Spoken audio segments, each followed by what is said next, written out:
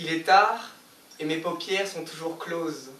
Je suis à l'entrée de ma chambre d'enfant chez mes parents.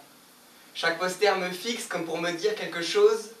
Ils contiennent tous un peu de moi, c'est marrant. Cette chambre, c'est moi de la tempe jusqu'au bout des ongles.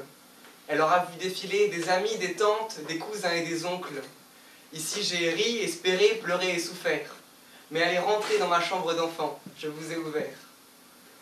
À côté, le rideau est couleur arc-en-ciel, avec derrière mes fringues et mes caleçons. Car j'aimais les couleurs vives de façon démentielle quand je n'étais qu'un petit garçon. Alors forcément, le mur ici est orange, et sont accrochés dessus des photos de la troupe de théâtre, avec des posters tous plus ou moins étranges, qui me font dire que mes goûts d'enfant frôlaient le désastre. À côté, le bureau jaune semble un peu bancal, était posé dessus mon ancien ordinateur, faisant d'un bruit de fou approchant le scandale.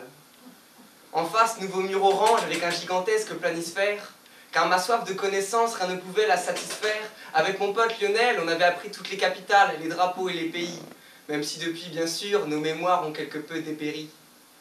À gauche, le dernier mur est vert, avec à ses pieds mon lit et ma table de chevet. Ici, j'en ai écrit beaucoup des vers, jusqu'à ce que Morphée vienne m'achever. Et un peu plus loin, il y a mon autre bureau et ses tiroirs, remplis des devoirs que volontairement j'oubliais de faire.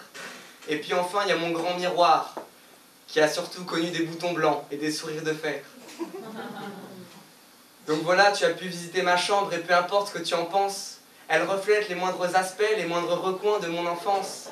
Mais désormais, je dois accepter l'âge adulte et revêtir son tablier, mais je garderai à jamais en souvenir chaque grain de mon sablier. Car depuis, j'ai troqué ma chambre contre mon appart en bordel à Nantes. Mais j'espère que ma mémoire restera pour toujours ma fidèle amante. Et promis, papa, maman, j'essaie de revenir souvent, je m'y efforce. Mais à chaque fois, j'ai l'impression que les posters ont perdu de leur écorce. Donc quelques regrets perduront, mais tant pis, je n'ai pas vu le temps passer. Et je constate que j'ai grandi dans quelques fautes ou entassées.